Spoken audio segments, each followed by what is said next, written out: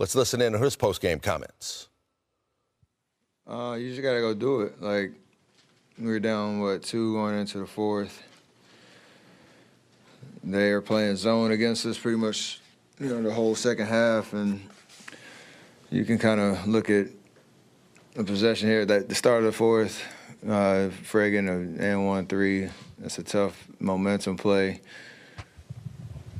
Jabari got 2 threes off of a good hustle play and a tough turnover, and then another offensive rebound that turned into a 3 that,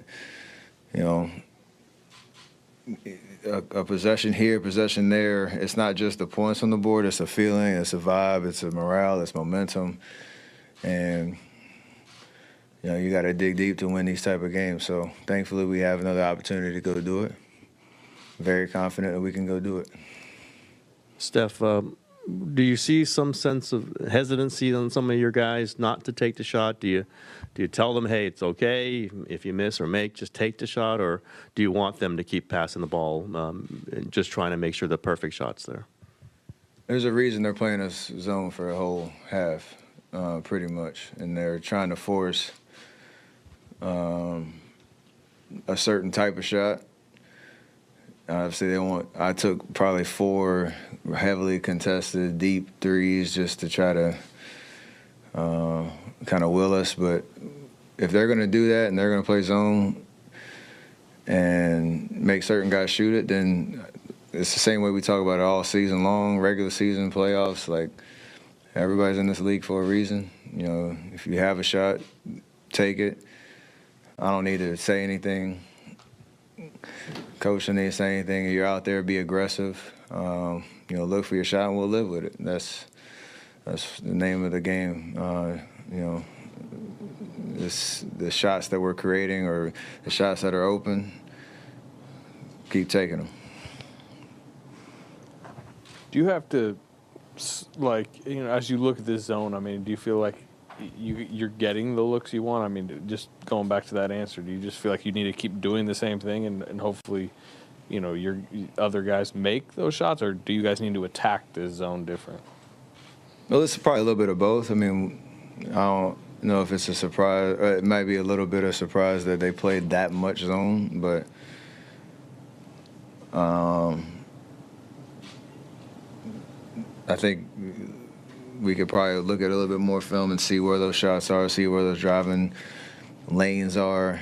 Obviously, when you drive, they have Steven Adams in the middle of the paint waiting on you. So whether that's a drive to a kick to a swing that's going to get you a step-in 3, I think we can be a little bit more patient on certain possessions. But you have to make shots at the end of the day. Fred hit some big momentum ones. Jabari hit some big momentum ones. Those are, can swing momentum again. So for us, don't panic. Just, make the necessary adjustments and understand how they're defending us, and we should be all right. Steph, you and Draymond have 5 Game 7s together, and Jimmy's played in 4 of them over here. Where does that Game 7 experience factor in the most when you're actually in a Game 7? How does it help you guys the most? Just the confidence that no matter how it looks, we can get it done. We need to be composed. We need to be able to manage the emotions of the next 48 hours. Again, not panic, but have a sense of urgency on the adjustments that we need to make going into Game 7. And how to deal with a hostile environment. I think we've had one in that building before, and you understand the crowd's going to be into it. How we start the game is going to matter, but it's going to be a long 48 minutes to stick with it and, come with a level of aggressiveness, intention to detail, or attention to detail, and just the idea that, it's going to be a game of runs. You got to just embrace it, have fun with it, show up with a kind of killer instinct. Everybody got to be like that. Steph. That may be a career high in minutes for Steven Adams on this show.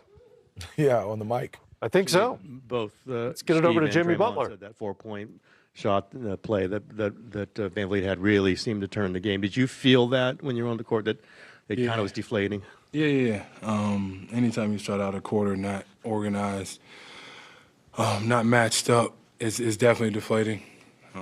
One play that definitely turned the tides, but we're not going to sit here and say that that's the real reason why we lost. What would you say is the reason? We just gotta get these 50-50 balls. We gotta rebound better. That's been the story this entire series. They've gotten the loose balls and they've gotten way too many offensive rebounds. You guys you missed, I think, 14 of your first 15 to open the fourth after that Van Vliet three. What do you say is leading to some of these prolonged offensive droughts? I think it's the pressing part of it.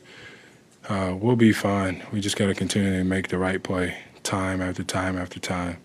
If somebody's open, they get the ball, you create for somebody else, and then just the karma of the game, you're going to find yourself more open more often than not. Jimmy, what would you say would be the reason for the lack of hustle plays coming out on you guys? Is it a lack of effort or a lack of energy? I won't say that it's a lack of effort. It's just if you want to do it or not. That is the bottom line. If you want to rebound, if you want to dive on a loose floor, if you want to take a charge, all those little things is if you want to do it. It's really that simple. You always talk about taking the right shot or getting to the right shot. Do you think some of the guys are turning down the right shot a little bit too often? Sometimes, yeah. But, too much of any good thing is a bad thing. You can be way too unselfish. You can be way too passive. I think you got to find a fine line. And, yes, obviously if Steph is open, you pass up your shot to get it to him. But when it comes to everybody else, like if you find your shot and you're in rhythm, you take it. If you're not, it's simple. Pass it to the next open guy or create for somebody else or create for yourself.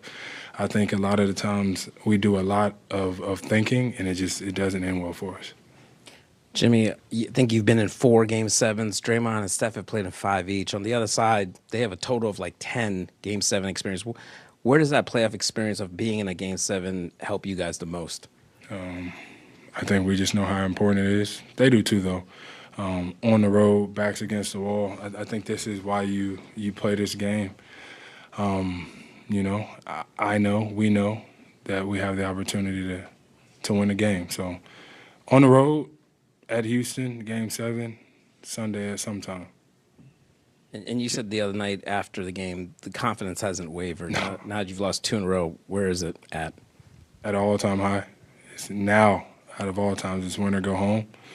It's not wavering. We know how good of a team we are. Like you said, a couple of us has been here before, multiple times. So it's on us to make sure we get it done.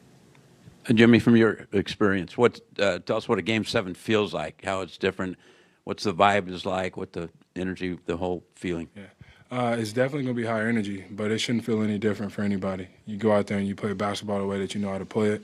For us, for my teammates, those nerves don't need to set in. We're going to be just fine. Game 7 is not the hardest thing in the world, so we'll be okay. Jimmy, Steven Adams has been a huge factor in this series, especially in this game. When you look